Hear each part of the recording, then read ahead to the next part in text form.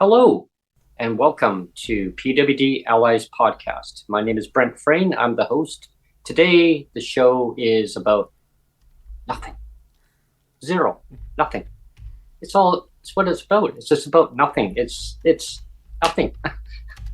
So stay tuned to today's show as we're going to talk about absolutely nothing. I mean, that's what it's all about. Everything seems to be about nothing these days. Now, there's nothing going on. There's no transit between Victoria and Duncan. I mean, Cowichan Valley. I mean, there's nothing in the BC budget for PWD. Maybe there is. Maybe that is about something. I don't know. We'll be discussing that. There's so many topics about nothing. Yeah. So, I mean, thanks everyone for tuning in to today's show. I hope you enjoyed today's show. It's not going to be a super long one, but just enough to get the popcorn out and maybe grab a cup of coffee. I got my coffee right here. I had mine earlier, so yeah. Yeah. And today's about nothing, like no sleep. I mean, I got maybe 3 hours sleep. Oh, because of your neighbors again. My lovely neighbors, yes, they're just trying to make my life a living hell so that I will move so that the corporate landlord can make more money. It's all about money. It's all about nothing. Speaking of that, before we get the show started, I went to go and look at an apartment a few days ago. Wow. Yeah, it was all nothing. That's for sure. Wishy-washy. Manager said one price for one unit, another price for another unit, and then we did the reverse about the price. And then started dropping the price down, then put the price up. And then got all confused about the date that I wanted the unit for. I said, I have to give 30 days notice. Then, oh, no, you don't. No. I said, well, I want it for April 1st. Oh, no, you just give your notice in. You don't have to give your 30 days notice, and you can revoke it at any time. You write it till the end of the month. If they can't rent your place, then you're not liable next month. And then you can just revoke it. Well, hello. Fast check on that one. I talked to my corporate landlord about the whole scenario. Guess what? If I was to do what say that manager wanted me to do, my manager said no, I would not revoke your notice in tenancy. Mm-hmm. So guess what would happen there? I would then be homeless. Yeah. Right? Like you were sharing with me things that the manager was saying and doing, and and it blows my mind. I mean, you talk about. We talk about landlords all the time that, there's the good landlords out there and there's the bad actor landlords out there. And I could tell that this landlord that you were seeing the other day was one of those bad actor landlords. Like, I don't know how in the bleep she got to be a landlord, but you could just tell she had no business. She had no business being a landlord. I was beyond flustered. I mean, Sonia and myself decided to go and take a look. At a place. We had made arrangements with the manager. We had seen the same place earlier in the month, and said, "Well, think about it. If you want to come and see it, once it's renovated, or if you just want to maybe take another look, give me a call." And so I did, and we went in and took a look around. I had two questions myself. Sonia had one question. One was about square footage. Another one was just confirming that the date that we wanted the unit for was April 1st. And the other one was about the price. And the manager literally beyond freaked out and started raising her voice and said, you're asking, you guys both are asking me way too many things. I can't deal with it. Please stop. Please stop asking questions. Don't overload me with questions. And I was like, wow. How dare you? How dare you ask questions? Yeah. And Sonia had said, well, we always pay our rent on time. And the response back on that one. Yeah. Well, everyone, to listen to this part. Yeah. The response was, well, we always pay our rent on time. I just wanted to let you know that. Yeah, and that's fine. That's fine. She said drug dealers pay their rent on time too. Well, she went further than that, Brent. She says, don't tell me that. She says, remember, like that's. Yeah. She first said, don't tell me that. She says, even drug dealers pay their rent on time. I could care less about that, she says. Yeah, that's exactly Yeah. it. Yeah, Which yeah, which but is which is incredulous to me, because if you were a good landlord, yeah, if you were a good landlord, you would actually care about the people that you're renting to. yeah, potential tenants. Like, I mean, that scares people away. You want your tenants to say, "I pay my rent on time," not "I don't care." I don't care because even dealers pay their rent on time. Oh, That's a stupid thing to say. well, Really stupid. yeah, it was really stupid because the manager said, "Well, I hear every excuse in the book, the reasons why people have trouble paying the rent, or the reasons, what the information they want to provide me, and you're giving me too much information, and I haven't even asked anything."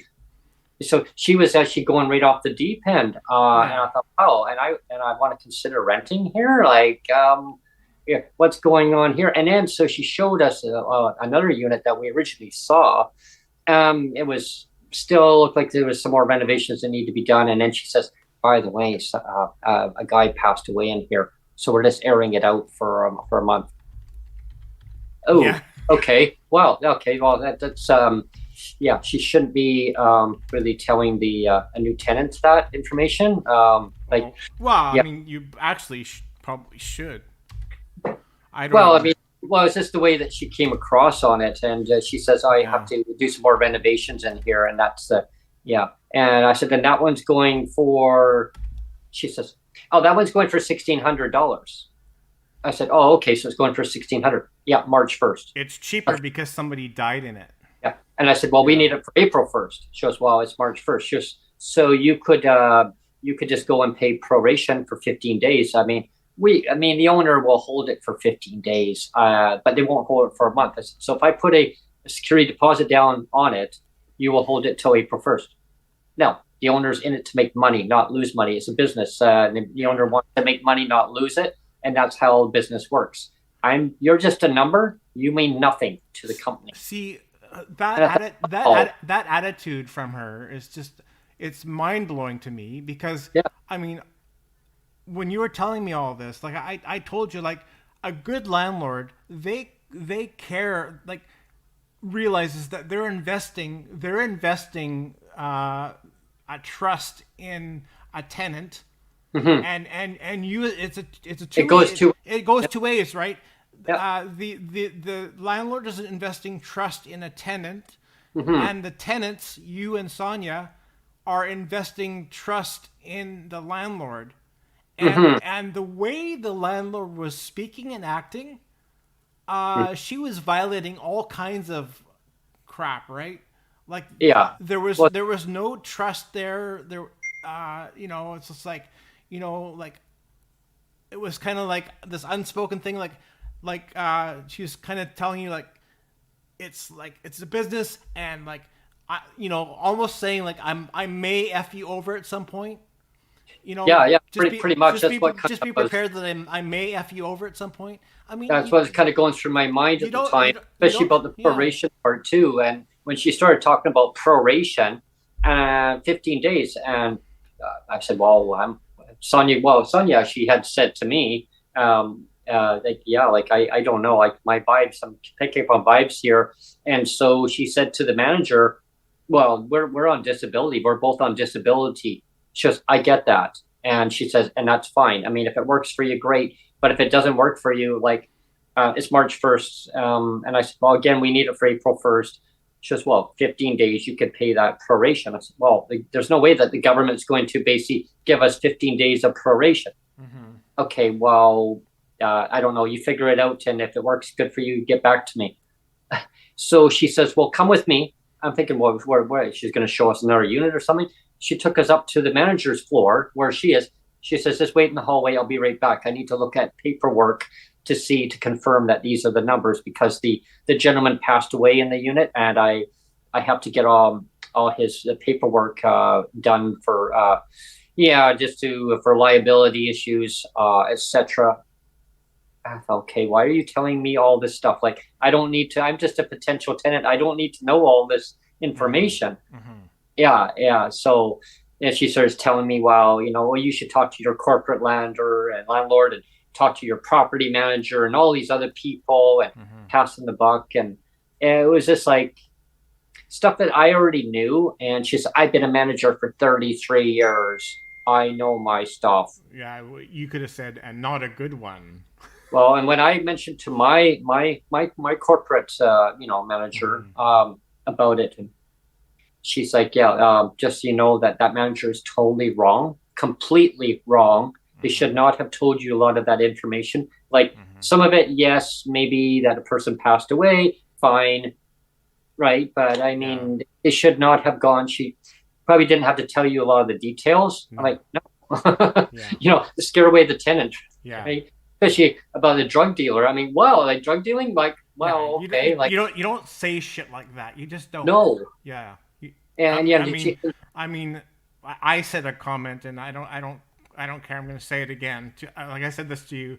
It was like she had rated her own safe supply drug. That she was high on drugs herself or something. The way she was acting, you were. It almost seemed that way. You were retelling everything to me, and I was like, wow, that was crazy. Yeah, and I just couldn't believe what we both were hearing. I was just like, okay, I wanted to walk out of there, and so we were waiting in the hallway with Sonia. We were waiting there, and I said, well, I don't know what to, like, we were ready to walk away. Like, she went into her unit. Like, we could have just walked away and that was it. But we figured just, okay, kind of curious to see what she was going to say. But we were anxious to get out of there. As soon as she went back in her unit and she says, well, thanks. Let me know. So we went down the stairwell. I didn't even know where the stairwell is right there. Oh, there's the stairwell. So we went down and we're careful with those stairs, right? And like, wow. We just barreled out of that building in a hurry. Wow. That's when I contacted you, Neil, and I was just like, this is beyond just crazy. Yeah. I didn't know, like, we're going to talk about the throne speech now probably, but just before we do that, I just wanted to make a quick program announcement that we're almost up to 3,300 subscribers right now. Like, for whatever reason, like, it's been, we're on year 3, right? And in the 2 and a bit years that I've been doing this podcast with you, like, I'll usually kick in about $25 a month, roughly, or maybe $50 every couple months on advertising, and it helps drive the viewership sometimes, and it's been helping for the first couple of years, off and on. But I did basically the same thing this time, and for whatever reason, it's just blown up. Like, I've just all of, like, there's so much traffic now. It's really good. It is. I'm really happy. So it seems. Thank you, everyone. Yeah, it's great. Like, we love it. So I just wanted to make that announcement that I'm really happy that it's blowing up. But I wanted to as well. We're going to do a screen share and talk about the throne speech, the BC throne speech. So I didn't know if you wanted to, start there. And I'll do the screen share now. Yeah, when you're doing the screen share, I'll just give you my overview, and then we can kind of chime in about the throne speech. When I was watching the throne speech, I was kind of expecting like an overview of how BC's going, based on the economy, the outlook for British Columbians going forward for, this fiscal year, 2025 until 2026. That's how they do the throne speech. Just kind of the outlook of like a prosperity, right? I mean, you're looking at kind of the outlook of an overall view. Like, throne speech are always historic of, it's nothing. It's like a nothing. Like, that's what we named the show today. Today's about nothing. It's like empty calorie stuff. Yeah. But the throne speech has always been historically about just there's not a lot of meat and potatoes in it. It's just a shell around it all. Is an overview of what to look forward to, maybe in the upcoming budget or in the session going forward. It was the presidential, the newly elected president in the United States. Yeah.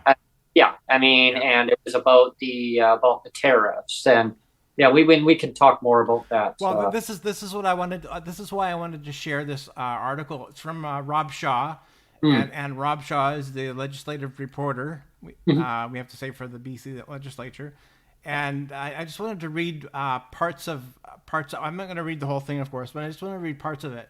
And he starts the article off saying, "Stop me if you've heard this one before. The BC government delivered a throne speech to open the legislature that was big on rhetoric, low on details, and a sign, critics say, that it's out of ideas." Mm. And then he goes on, it's a familiar broken record, like the annual political Groundhog Day. Yeah. Yeah. So that's the Did I see my shadow? yeah, and then he goes on. I'll spare you the trouble of reading it. There's nothing there, and again, that's why we Mm. named the show about nothing, a show about Yeah. nothing. Oh, but nothing. But so he says there's nothing there, no new ideas, no new promises, no new programs or services to address the doctor shortage, ER closures, prolific offenders, street crimes, housing, and cost of living concerns. Yeah. Uh, Zero. Instead, it was a 18-page creative writing exercise. I love that. 18-page creative writing exercise in Oh. political bombast. Listen to this. Using the Second World War as some sort of tortured metaphor for the resilience British Columbians will need to fight off U.S. President Donald Trump's tariffs. I mean, that Oh. is so bang on and so on the nose. It's ridiculous. Hmm. Yeah. Yeah. Meanwhile, people on disability assistance, income assistance, seniors, veterans, people on any kind of fixed incomes, I mean, are suffering in legislative poverty in British Columbia. We have a doctor shortage, we have a nurse shortage, we have shortages everywhere. A transportation network. I mean, my gosh, Yeah. they should have been at least mentioning a lot of these other aspects of what the government's plans are as an overview going forward. How are they going to, how are they going to maybe tackle a lot of these issues? I mean, my gosh, we still have and I talked about this on the podcast a lot. I mean, because it's one thing that I'm really passionate about is about transportation, about accessibility, and making sure people can get from point A to point B without a bunch of hurdles and red tape, bureaucratic BS, right? And that's what it is, folks. I'll call a spade, right? Because it's all the football game back and forth between Victoria and Cowichan. Oh no, you provide this service. No, you provide it. And I got into big discussions with both jurisdictions. You know what? Work together, folks. Like provide a basic service, right? Well, As former Premier John Horgan would always say to me, Brent, transportation is your bare bone essential service, like transit. I mean, if you don't have the wheels, man, he goes, and he always his line, he goes, man, if you don't have the wheels, man, how do you keep them rolling? I go, yeah. so that's Yeah. a good one. True, right? Well, I But just wanted to before we put this article to bed, and we'll go back mhm, to full screen. I just wanted to quote another couple of things that was said in this article. mm, Again, it's Rob Shaw, and he says the speech was all about vague platitudes and mm. aspirational niceties, the political equivalent of unflavored oatmeal. And I love that. Yeah, yeah, yeah, This is brilliant. And the last thing I'll say, and again, I'm not trying to read the whole article, yeah. but the last thing I'll say is, I think everybody here in Canada knows that we model our government after the United Kingdom, right? I mean, Hmm. that's why we call it a throne speech, because it's like we used to have the Queen, we used to be under the Queen Elizabeth, and now we're under King Charles, um, and but what was I going to say? Oh, so basically, the way they do it in the United Kingdom, though, is very different than the way we do it here in Canada. Like, like we said, it's a bunch of just empty calorie. Like let's talk this empty calorie speech for an hour. But in the United Kingdom, what they actually do is they basically talk for maybe 5 or 10 minutes, and then the rest of the speech is about these are the bills that we're actually going to be releasing this year. So they actually give a preview of all the bills that will be released in the coming year. Like this is what we plan to do this year.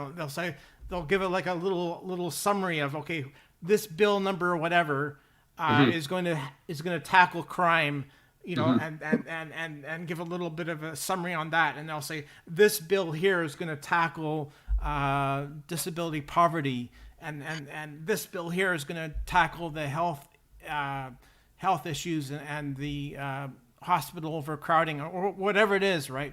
And they'll list all the bills that are going to come in the coming year. And it's a complete summary of what the government's going to do, and but here in BC we don't do that, right? Anyway, so I'll close that out, and we'll go back to full screen here. 1 second.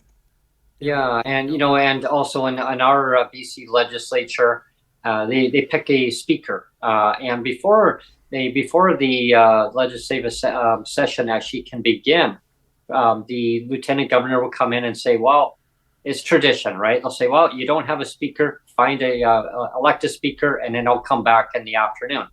It's just a tradition they do. And so how it stems from the way it is now, way back. I mean, you're talking, I don't know. I mean, somebody could probably say how many hundreds of years it is, but it goes way back to when the speaker is assigned. They would drag the speaker. They would drag the speaker to the kicking and screaming and biting and hollering and no, because nobody ever wanted to be the speaker. No. And there was big problems way back when. And so now it's all in humor of saying, well, come with me, and okay, now it comes down to the point of how do we look after each other in British Columbia going forward? How we look after each other in Canada going forward with so much uncertain times. It's all a lot of political rhetoric, right? It's excuses from political parties, reasons why not to do something. I always say we need to be proactive and actually look at solutions and ideas, come together and, basically just put all your ideas on the table and then say, okay, so pros and cons. Okay, that's good, that's not good. And really come to a conclusion of how do we make things better?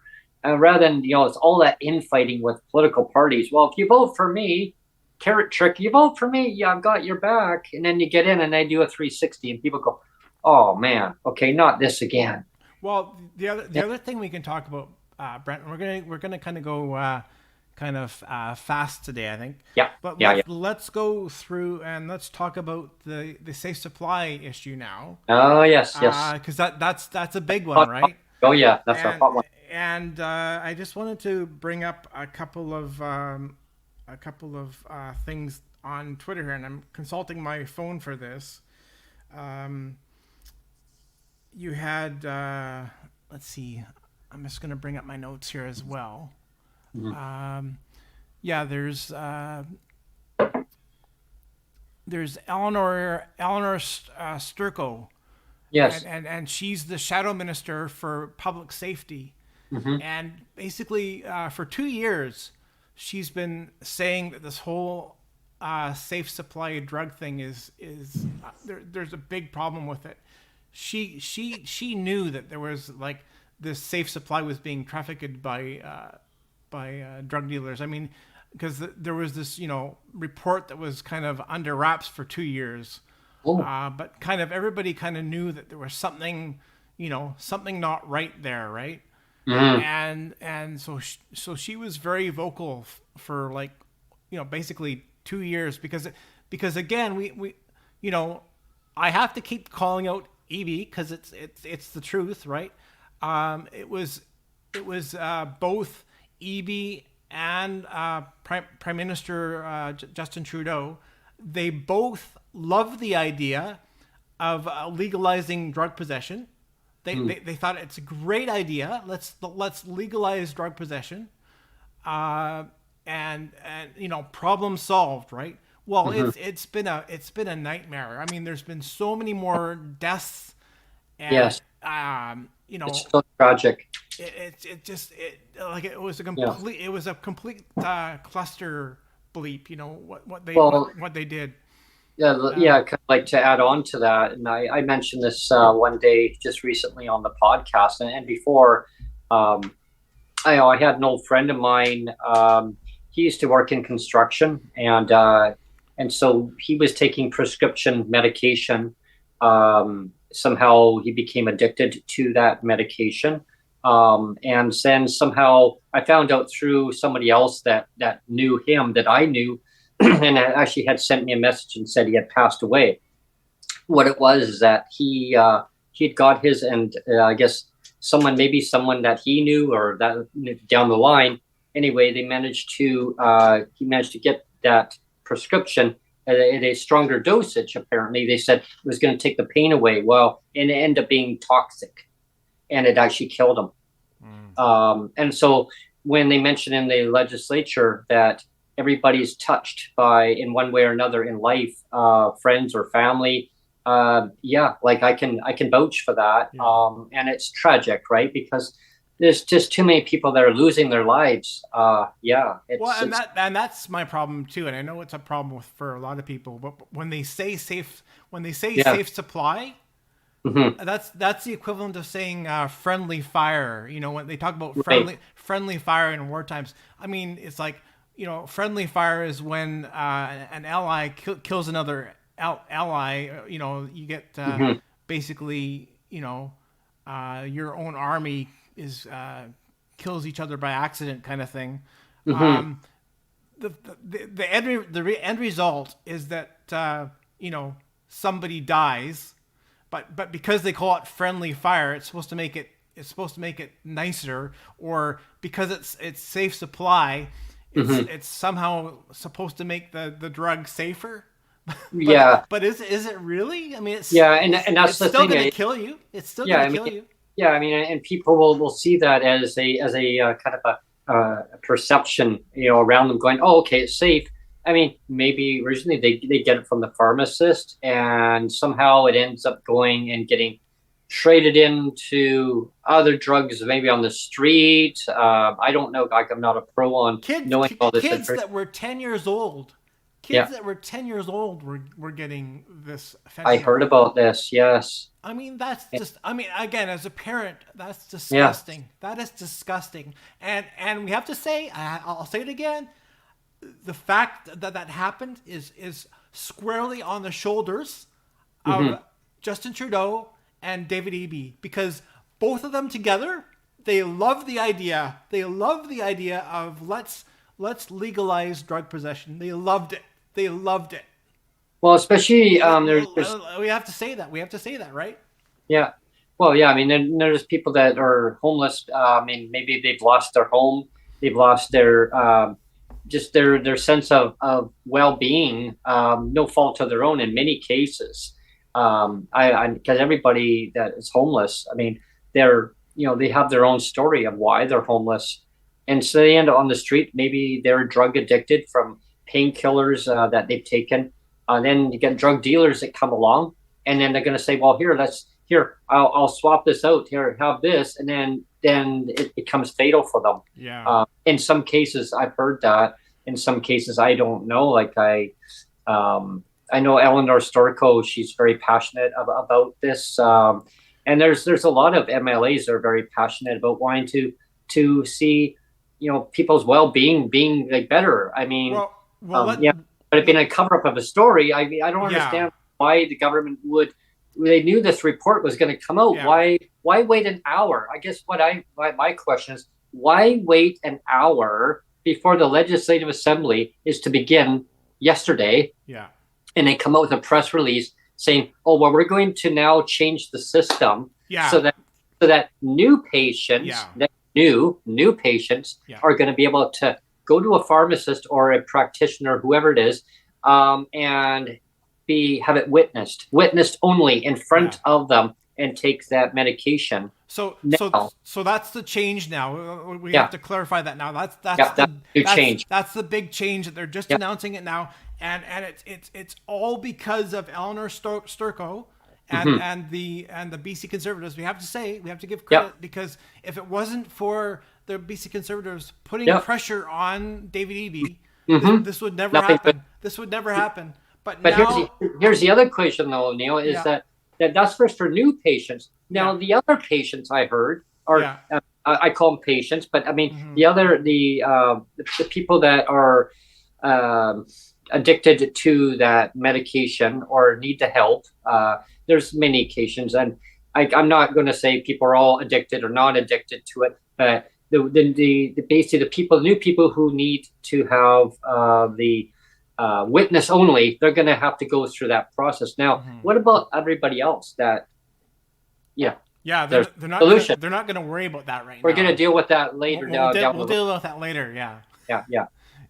So we kind of keep that door open, right? But at least it's a first step, right? And like I said, that first step never would have happened. It never would have happened if it wasn't for the BC Conservatives calling it out. A lot of pressure.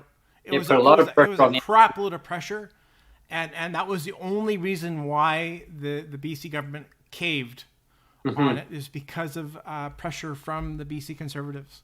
I mean, this has been going on for decades and decades, and I don't understand why any government in power, going from decades, like way back from like the NDP to the Liberals, and then the Conservatives, and then we got the NDP. Every government has allowed this to blossom to the way it is now. I remember walking downtown from where I lived, or ride my bike downtown. I never saw any of this, anything going on. Yeah. And it's just allowed to just blossom. I bumped into one of my neighbors who I grew up around. And one day, last time when I was over out in Langley, and she says, Brent, I've never in my life, she's getting up there in age. She says, I've never in my life seen such a disgrace in the city. And she said, you remember when you were just a kid riding your bike down, and your mom was, you be careful, Brad, you be careful. Yeah, I will. So I took all the rural roads down. But she remembered that.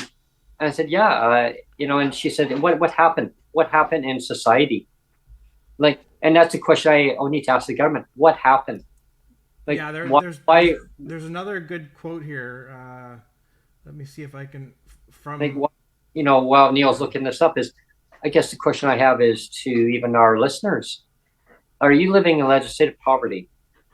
Are you living well below a certain standard of living that you used to be able to just get more value for your dollar, and now you're finding that that the dollar is not stretching?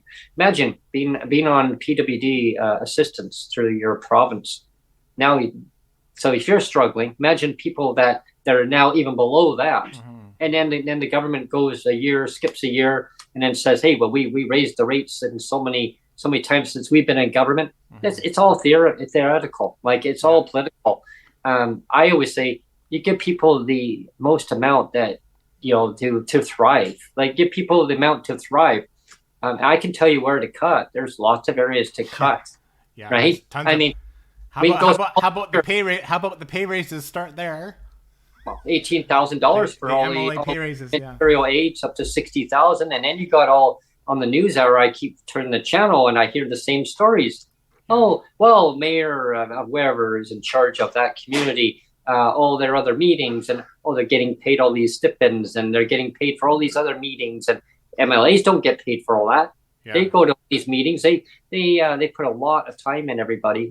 For what we see on the news, what we hear, what goes on, and there's a lot that they do. From any political party, there is a lot of work that they have to do.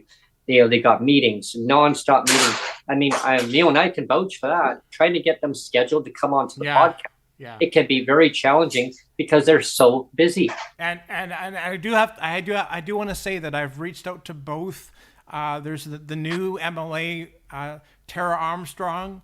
She's the MLA for Kelowna, and she's the shadow minister for social development and poverty reduction. She's the shadow minister. Yeah, I'd love to get her on. And we're gonna get her on soon. We're gonna get her on soon. She's already said, she'd love to come on, but of course, it's the very beginning of the legislature, so she wanted to get her feet Yeah, kind of grounded first. So she's gonna yeah, come on at some point. And I also put a call out to Eleanor Storko too. So I'm perfect. hoping both will come on at some point because Hmm. I would love to have them both on. But I wanted to. There was a tweet that I found on Twitter here or X. I And still call it Twitter. yeah, and Sorry, Elon, but I call it Twitter. Everybody calls it and Twitter. it's Change from it back. Change it back to it's Twitter. from Boris Butcher, and I don't know who this Boris Butcher is, but I still love the tweet, so I wanted to repeat it here. Um, and he says, "Thank you, Eleanor, for standing up and shouting out that David Eby and his NDP, who are alone responsible for turning the safe streets of our once beautiful province into crime-ridden cesspits of drugs, filth, needles, death, depravity, and poverty." you know, It's and, always connected. and I just wanted to wrap up, because we're talking about drugs, but we also have to talk about crime. Hmm. The drugs and Yep. drugs and crime are related, right? They're related like cousins. He hugely connected. And we have to say again that David Eby, before he was premier, he was also the attorney general for about 5 years, a little over 5 years. Mhm. And so he was kind of responsible for, keeping the crime, like he was kind of the watchdog on crime, Mhm. one of his duties. And he also handled the housing file for a while too, we have to say. Yeah. Oh Um, yes. but one of his duties as the attorney general is to, keep an eye on the crime and that Hmm. kind of thing. And Speaking of that, is downtown Victoria. I just heard in the news, downtown of Victoria, the capital city of British Columbia, Shoppers Drug Mart has made an announcement. They're that's what I going, wanted to get to, Brent. yeah, That's what I wanted they're, to they're, get they're to. going to be requiring their employees to have body cameras on Yeah, because the crime level has spiraled so out of yeah, control that the safety of their employees and the customers coming in, people do not feel safe going in there. I don't feel safe yeah, about going in there. I mean, anyone who knows the downtown area of Victoria, government, please, okay, I want you, please, to now look at this, Mayor. Like I have full respect yeah. for you. I know your hands are tied at different levels. I mean, there's so much going on. I want you all work together, clean up the downtown area because I go down there a lot to transfer onto buses. Mm-hmm. And I tell you, I'm having to literally trip over people that are literally laid across the sidewalk as you're walking along. Yeah, As a person who is visually impaired, yeah, think about that. yeah. Okay. I mean, accessibility for me, and not just for me, but for tourists. Like you get tourists coming off the bus, and I hear them all the time. What is going on here? Okay, that's coming from tourists. Okay, Well, if they're saying what is going on here, they're saying disgraceful for the government to clean up this mess. Like, that's not a good well, look. and again, this was David Eby's brilliant idea of catch and release, right? If Yeah, we'll catch these people and then we'll just release them again, they and released them onto the sidewalks.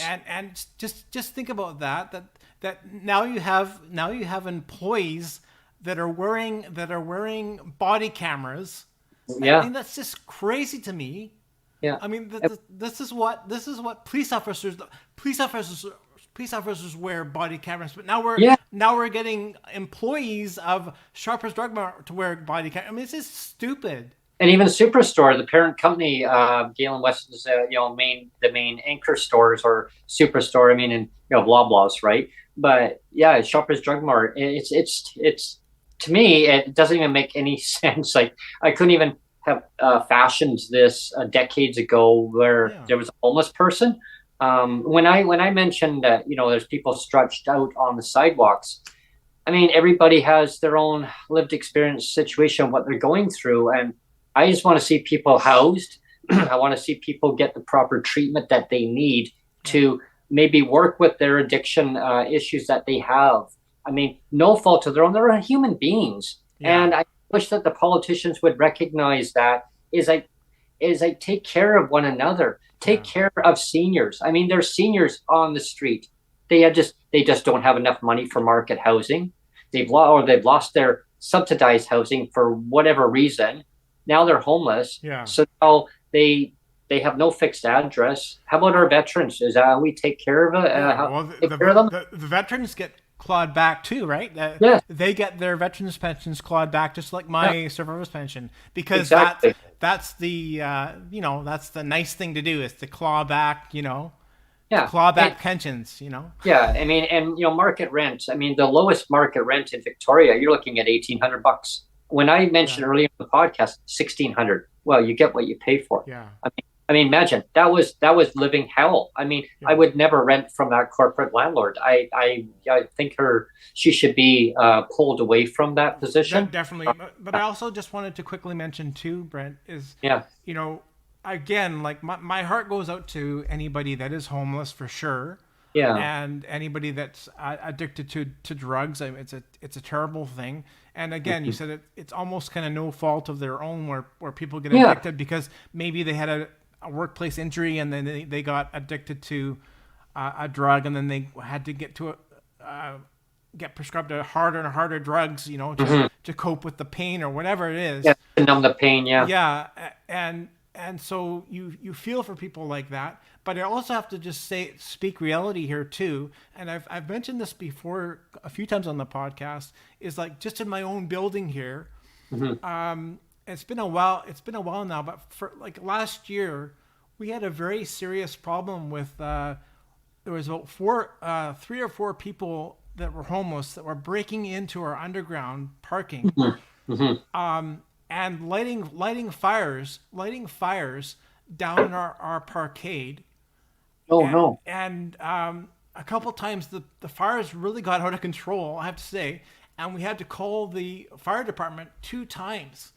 And again, this is a fairly small, condo, but there's 40 families that live in this condo, including me. There's 40 families that live here, and for 2 times the Surrey Fire Department had to be called because of fires being set by homeless people down in the garage. And let's remind people what garages have. They have cars full of gasoline.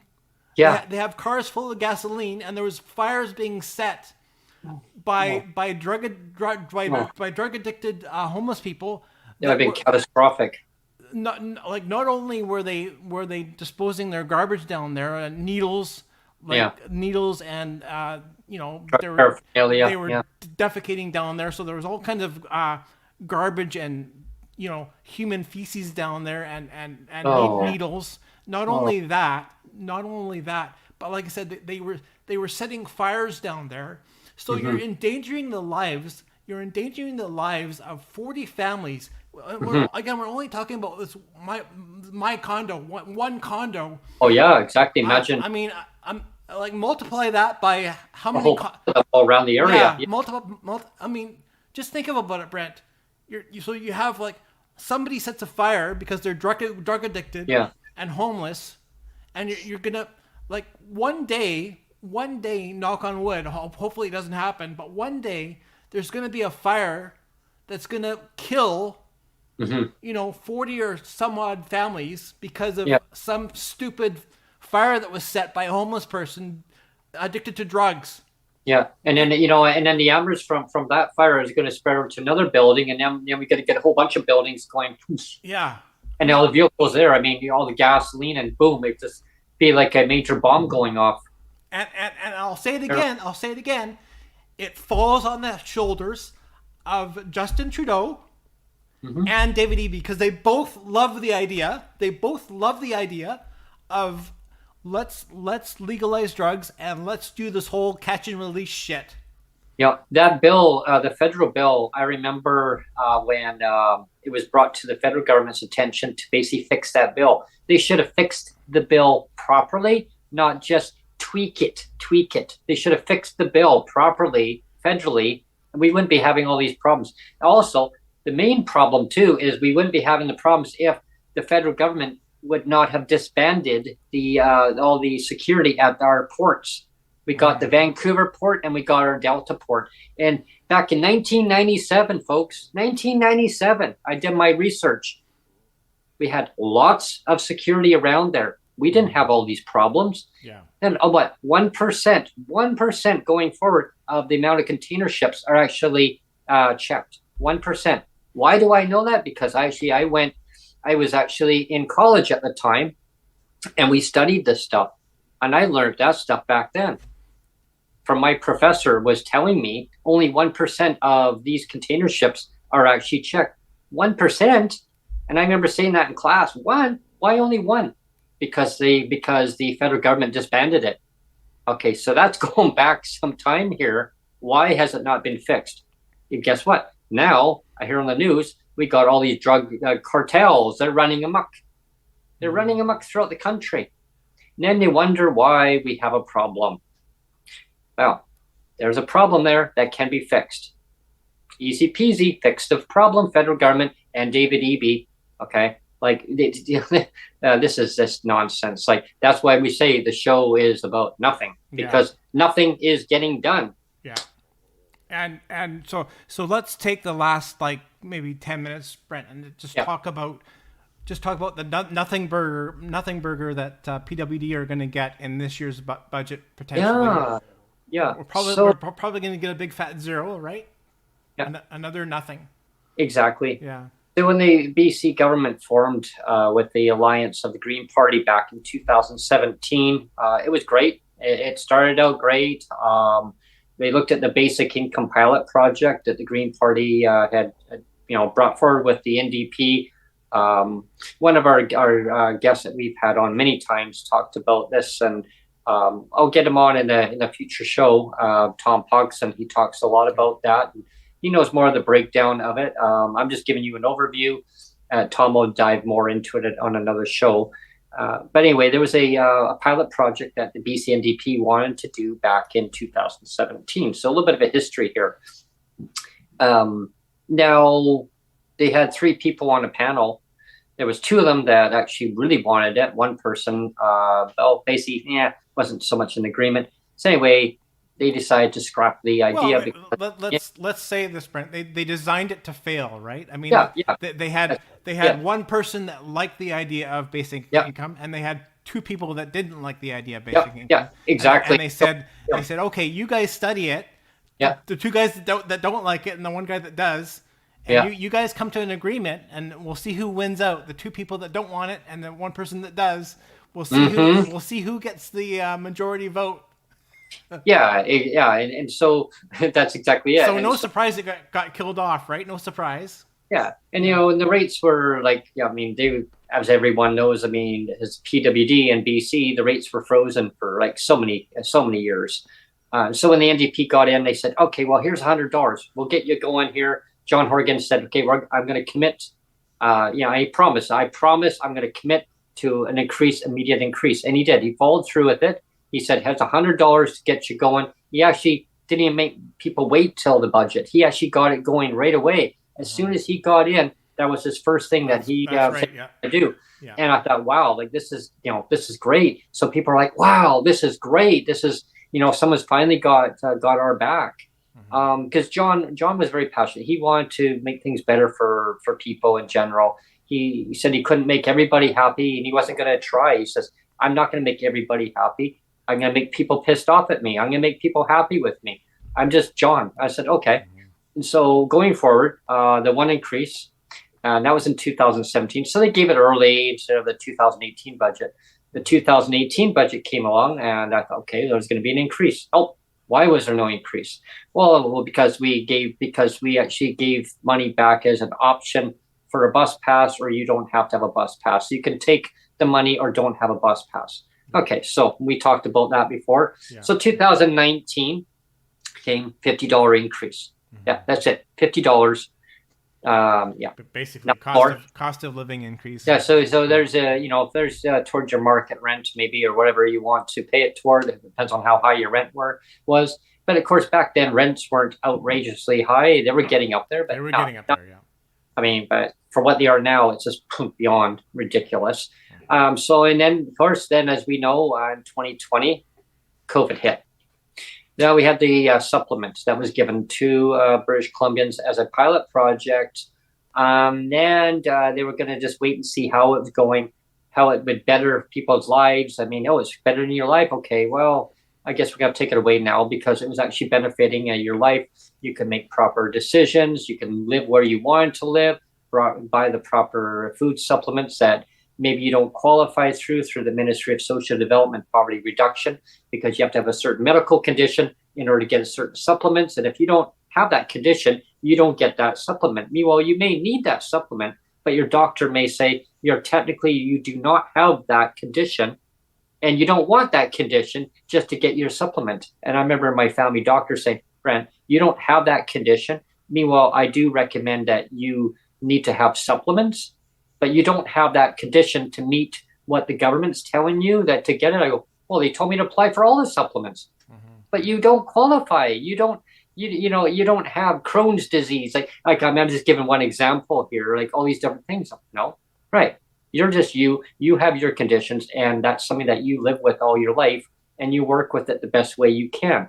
But you don't want to have all these other conditions added on. I mean, you may get them later in life, you may not. I mean, knock on wood, right? But your government telling you will apply for all these supplements just so you could get more. Well, I can't legally check off Brent has this and this and this and this and this, because then I will lose my as a practitioner, I will lose my license.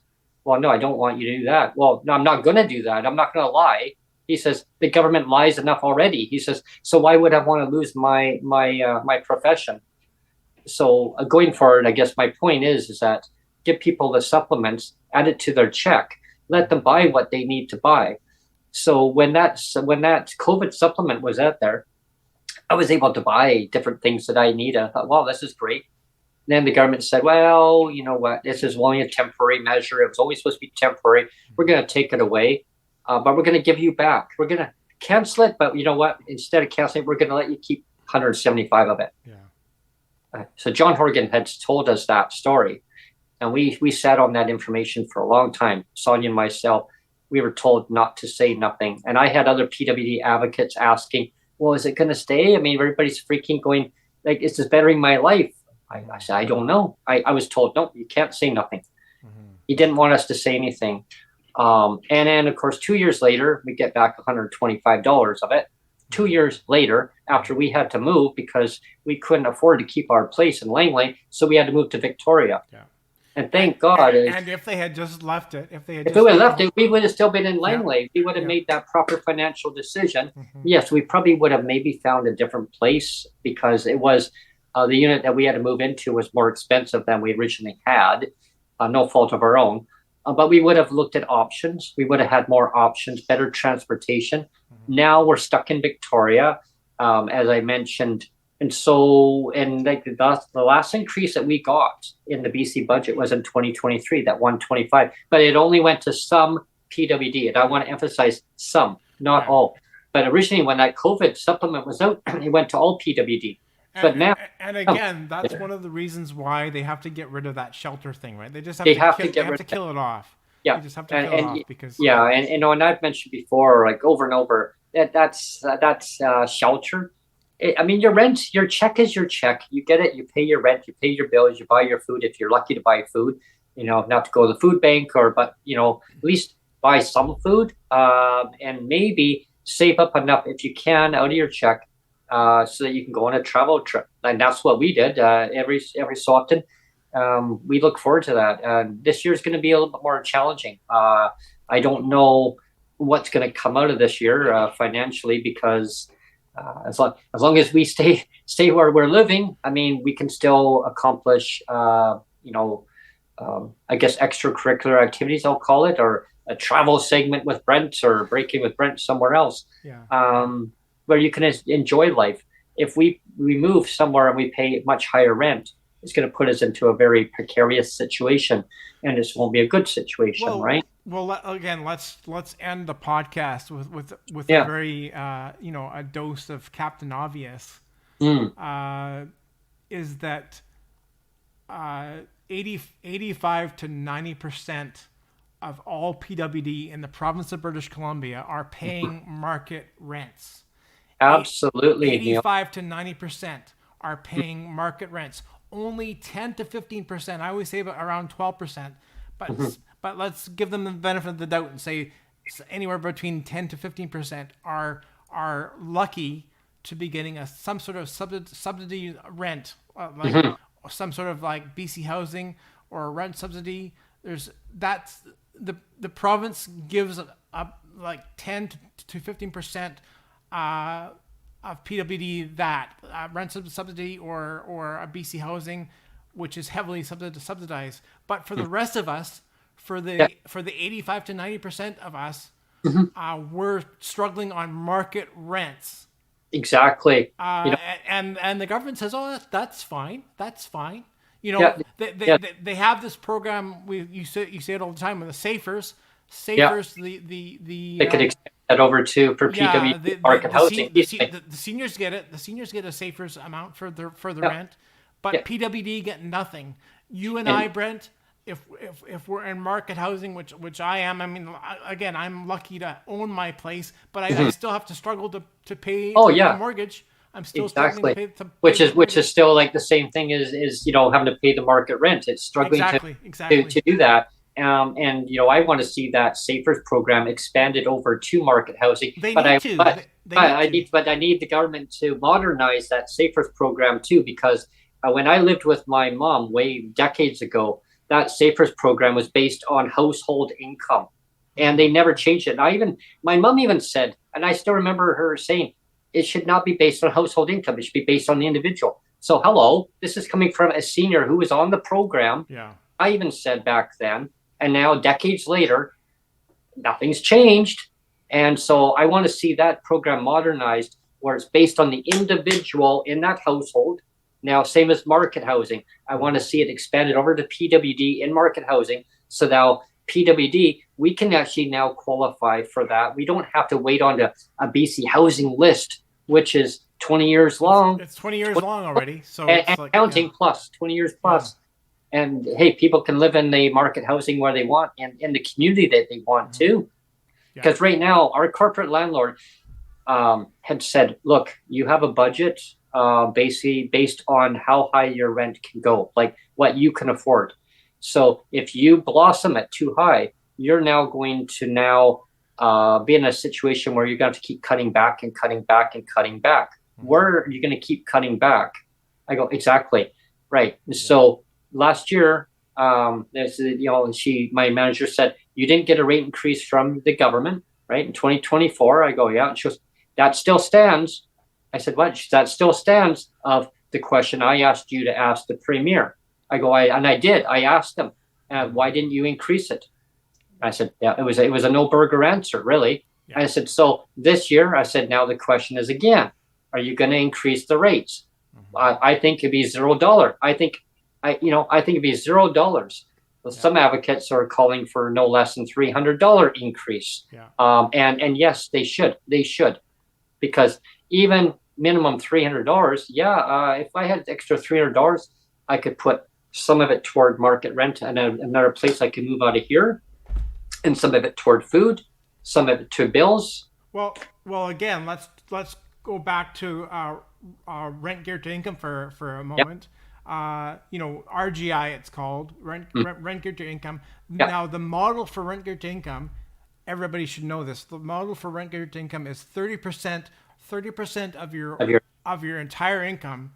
No more than 30% of your entire income should go towards rent. DMHP says that. That's the RGI model, right? So you have, again, people that are lucky enough to get subsidized rents. Yeah. They are paying 30% of their PWD check towards the rent. Now you had me crunch some numbers the other day, Brent. Yeah. You said, can you crunch some numbers for me, Neil, on what Sonia and I are spending on our rents? Yeah. Right now, like as a combined income between you and Sonia, I worked it out to that you are putting 60%. Like this is your combined combined income of you two together. You both are spending 60% of your whole income is on rents. So that's double. That's double of what the RGI formula says that it should be 30%. You are paying 60% of your entire income between the two of you is thrown towards rent. Mine is actually even higher than that. Again, I'm lucky. I'm lucky that I own my place. Don't get me wrong, but I'm actually burning through a whole shitload of money to just keep the roof over my head. You know. You know, and I had a person that was helping, you know, every couple months, and I was grateful. We were beyond grateful. And unfortunately, that donor, it was just amazing. Like she was just no questions asked. She said, "You just tell me what you want. As long as you don't run a Rolls Royce or anything like that, I have no problem helping." Right? She said, "Because you got to help. You got to help one another. You got to help, you know, fellow Canadians." Right? And I thought, wow. Something happened in her life where she became financially, financially stressed herself. So she was not able to help me out now. Now she's actually living in legislated poverty herself. Imagine that. I mean, go figure. Somebody who was actually helping not just myself, but apparently many other people is now living in legislated poverty, folks. It can happen to anybody at any time. I just wanted to quickly mention we have Inga in chat. Oh, hey, Inga. I always love it when Inga joins in the chat. Yeah, me too. And she says for her, she's paying closer to somewhere between 65 to 70% of her entire income. Of her entire income, 65 to 70% goes towards rent. And for me, it's probably actually over 70%. Actually, yeah. Like for me, it's stupid. But the reason I do it is because I know that if I lost this place, I would be more screwed than I, you know. So well, that's why I do it. That's why I hang on as much as I can. Yeah, because I you know, there was a place we were looking at, and I mean, it was beautiful. It was a beautiful place, and it's not far from where we live right now, Neil. Like it's really not far. And they want almost $1,900 for it per month. Now there's no way. Like, I mean, imagine that $1,900. That was a huge jump up from what we are now. Even our manager, and I mean, their interest is to make money for the company, right? However, they are looking at our needs, which I'm so grateful. Like they're not going to steer us wrong. Like they treat us as not a number. They treat us as who we are, and they know our situation. And they says, I don't want to put you both into a financial distress. Sure, it's nice to look at units. We can show you lots of our buildings. Some buildings are better than other buildings on how they're managed. There's one that's it's now almost few dollars shy of $1,900, right? Like beautiful, all redone. I mean, everything. Wow. She said you couldn't afford it. I mean, imagine. Imagine if it was $1,900 percentage to income. That would be. Yeah. I don't know what that would be there. I don't know. I don't really want to crunch the numbers right now because no. But well, I'll do it after the show. That percentage would be up there. It'd be crazy. It'd be way up there. Yeah. And of course, then the ministry would, you do a change of address, and here we go again with the BC ministry.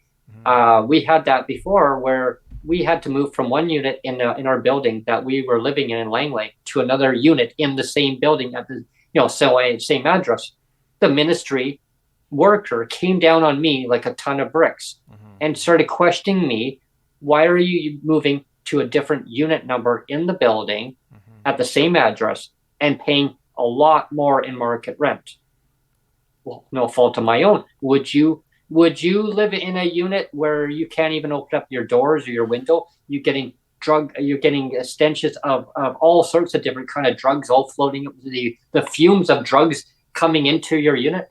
Oh my gosh, that's terrible. Well, it is. Here's another follow-up comment from Inga again. Yeah. I already said that she's spending up to 70% of her entire assistance is on rent. Yeah, not including. And she says the 70% is being put towards a 500 square foot place. 500 square feet. She's blowing through 70% of her entire income. Oh, For 500 square feet. That's terrible. I'm sorry, and guy. For 500 square feet, she's burning through 70% of her income. Yeah, government. Come on, you got That's terrible. That's people. disgusting. That's Yeah, disgusting. I mean, I don't know how the government can allow, I mean, the citizens in their province or across Canada to just to languish in pain and suffering, where they're sitting back and having, having everything just given to them. I mean, remember, you were elected officials. You're supposed to be there to represent the constituents in your riding, and as a government policies. That's what it is, everybody. It's not on who is running as your MLA in your area. Yes, they represent your needs, but if they don't want to, they're part of the government. They don't want to get the government to change that policy. We got a huge problem here, right? So everybody should have a decent amount of space to live in. I mean, you can't be in tight quarters where you have to start throwing away furniture. I mean, you just finished buying something that cost you a lot of money. Oh, you got to toss it out because now you're in a tiny place. I mean, how much more tinier do they need to get? Well, you know what happens when you're in a tiny place, confined. You start to develop health problems, right? And what happens when you develop health problems? The health budgets go through the roof. That's why we talk about the cost of poverty is nuts. Exactly. The cost of poverty, crime, and drugs. Yeah. This poverty, crime, and drugs crap that's going on in the province right now. It all costs a shitload of money, and the government's saying, oh well. Well, yeah, I mean, and they go ahead and give themselves. I mean, since I was a kid, I used to watch on TV here and there, be kind of interested. Oh, what's going on? What's government, this and that, and I mean, maybe as a teenager, not as a kid, but watching this and that, and having them yelling at each other in the legislature, and this is interesting, right? And as years went on, I started realizing that governments weren't actually listening to people. They were actually just doing what they want to do to make it better for themselves, right? As time went on, certain things were getting done. I must say, yes, there were certain projects getting done, but each government would keep blaming each government. And I used to say to my mom, why do they keep arguing with each other? Oh, because it's whoever's in government, they get paid more money than the other governments. So they get mad because they want to be in government. So whoever's in government, they get a little bump up. Well, hello, folks. Guess what? In 30 years, I've never in my life seen any MLA, all of them, every single one of them, to get a $60,000 bump up on their pay. It's the first time in the history of BC politics. Never time in the history of BC politics. And again, EB is the architect of all of that. I mean, imagine, here's $60,000 on top of your base salary. And their base salary, I believe, is $119,000 as a base MLA. So another $60,000 on top of that. Plus, their rates get tied to inflation every year, every April 1st. So I want to see PWD's rates tied to COLA, cost of living adjustment. Yeah. It shouldn't even be an option. It should automatically be done. Ontario does it. I mean, and people that are watching this right now, oh God, don't Brent, don't go down that pathway. Don't talk about Doug Ford. No, I'm not going to praise the guy. Definitely. I mean, if he was my premier right now, I'd be pretty pissed off too, because he's ignoring PWD, right? Doug, come on, man. Seriously, look after your own citizens and your own problems. Yes, I'm in BC, and you're saying, oh, you're in your own jurisdiction. You should be focusing on BC. Oh, I am. I'm also looking at you though, Doug. You need to look after your PWD, because as an advocate, I don't just advocate for BC. I advocate for my other fellow PWD allies, and my other PWD and other allies, which are their family, their caregivers, their doctors, their nurses, practitioners, you name it, mothers, fathers, grandparents. The original name of your show, Brent, used to be Canadians with Disabilities and their allies. Canadians with Disabilities. Canadians. That's why I'm saying this right now, everyone, is that we all come together in our own way of advocating. And I want to see every premier start focusing on the well-being of your own citizens in your own province. Nobody should be living in legislative poverty in Canada, period. Exclamation mark, 10 exclamation marks. So we need to fix this. But Doug, like OW, I mean, come on, like looking at that, 2018, no increase, $733 per person on OW. Tell me, sir, where can you rent a place for $733? That's their full check. Yeah. That's their full check. And how Yeah. about PWD, ODSP? What is it? 1358, Yeah. $1,358. I think some The people entire thing. Yeah. the whole thing. Yeah. Same as in BC, your whole check. Mm-hmm. I know there was a misconception that a lot of people think that the shelter again. A lot of people think we get free rents. Yeah. Yeah, The they rent think is that free. that's on Yeah. top of. They think that 1358 is actually just their living allowance for all their bills, and that the rent's on top. Nope, all inclusive. Yeah. Same in BC, every province. And then now we're waiting on the CDB. Oh, whatever. That'll be another nothing burger, Brent. Yeah, nothing. Another zero. Now I heard the federal government talking about a basic income. Wow. Yeah. I know Joseph's been posting about that just recently. I'd love to get Joseph on the show and talk about what's happening with that. We should punch out, Brent, because we've actually gone overtime. As usual, we go as overtime. Usual. But that's interesting show is everybody. I hope everybody enjoyed the show about nothing, though. We basically spent the whole hour talking about nothing, and we just talked about nothing, and it was just stuff that was really general things that affect people's lives in general. And I look out for just the best interest overall for try to better people's lives. I don't have the answers, and I don't pretend to have the answers for everything.